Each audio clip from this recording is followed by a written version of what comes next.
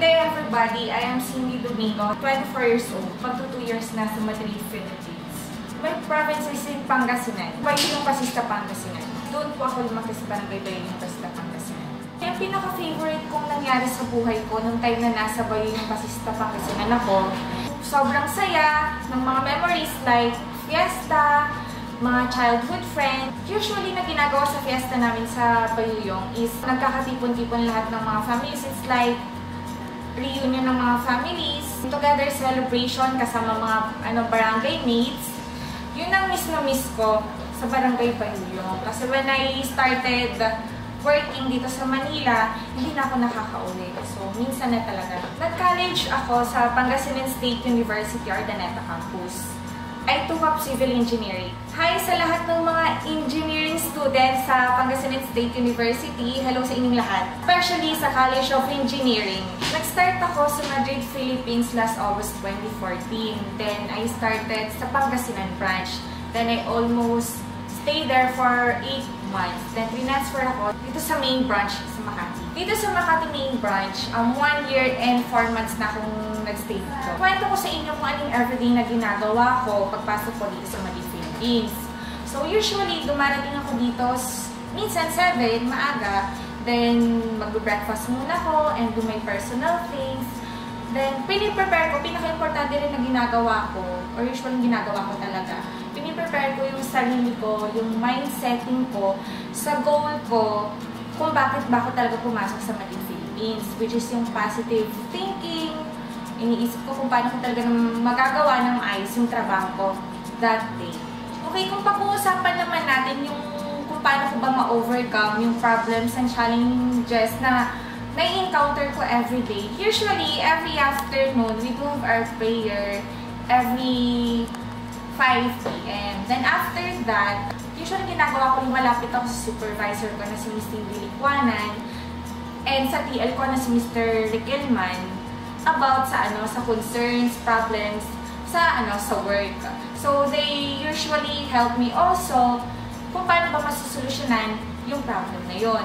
Right after that, punta tayo dun kung paano akong nag-end everyday. Okay? Usually talagang ginagawa ko, ako mismo, siniset ko sa sarili ko, dapat lahat ng nasa to-do list ko natatapos ko everyday. Then before going home, ang madalas na ginagawa ko is dapat yung tatrabahuin ko on the next day is ready na.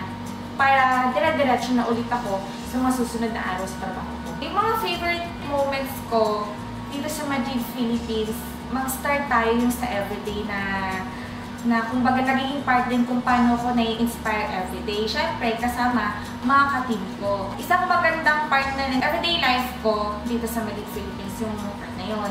Then kung pag-uusapan natin, yung weekly na favorite moments ko dito is yung lagi namin ginagawa every Saturday, which is yung morning meeting.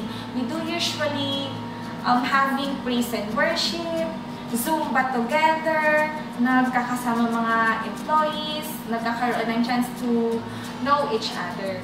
Ang inspirasyon ko sa trabaho is syempre number 1 yung anak ko. Nagtatrabaho ako para sa kanya. So yung anak ko, he is now 3 years old and maybe andun siya ngayon, naglalaro kasama yung mama ko sa Pangasinan. Kung pag-uusapan naman natin is yung sa future ng anak ko, syempre iniisip ko talaga kasi I was the only one raising him as of the moment. So hopefully, and I am hoping na lahat ng plans ko sa anak ko is magawa ko with Madrid, Philippines. Alam naman natin lahat na hindi madaling mabuhay sa mundo. Maraming complicated or maraming bagay or challenges tayo may encounter na problems. Ang pinaka-importante lang naman sa lahat, huwag tayong susuko. Maniwala tayo lagi and maging positive lang tayo sa lahat ng bagay na kakayanin natin. Okay, so hello again sa lahat ng mga taga-Pangasinan, especially sa Pangasinan State University or Urdaneta Campus. Hopefully, maging inspiration itong kwento ko sa inyo ngayon, then makatulong mo sa buhay ninyo. Then sa lahat ng mga aspiring applicants na naghahanap ng maganda and perfect company, andito na ho and I am full-heartedly introducing to you Madrid, Philippines na nakatulong sa buhay ko, hindi lang sa buhay ko, kundi sa, let's say, sa pag-grow ko all in all aspects. Sana na-enjoy nyo ang aking maikling istorya.